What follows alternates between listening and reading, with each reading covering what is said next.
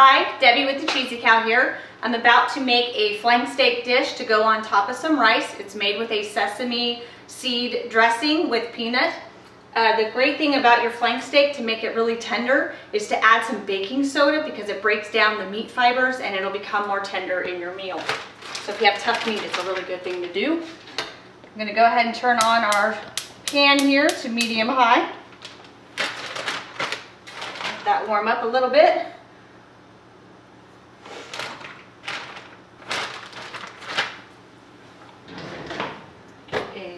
A ladle with a strain, so I'm not pouring all that liquid.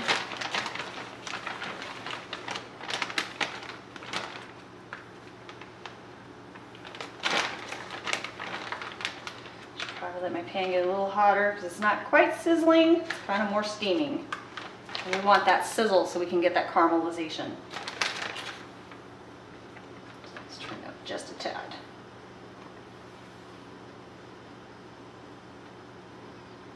When I start to hear that start to sizzle, I'll be able to know to add the rest of the meat to that. So we're going to go ahead and add our meat to the pan. You can get that sizzle.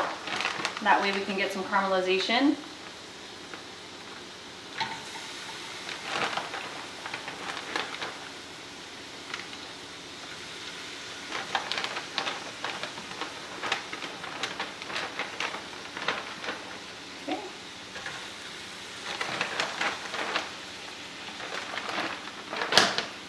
Once all the meat is added, you want to kind of spread it out a little so that all of it is touching the pan, so each piece gets a little bit of that heat love to caramelize.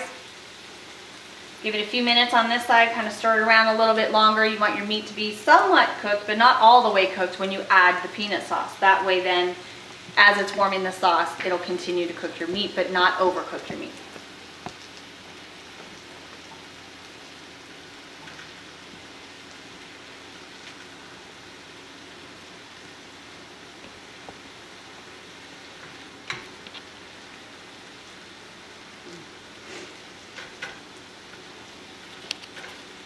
As Alton Brown said, you need smell-o-vision because it smells really good.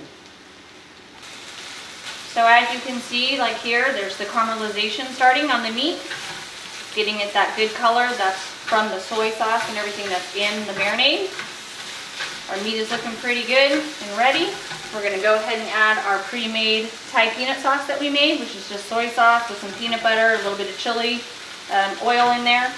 Give it a little bit of spice. Let that go in there, which will start to melt that peanut butter so it won't be so chunky, so don't worry. It will loosen up. Besides, having it a little chunky is good because then it coats the rice, which is something you also wouldn't mind having.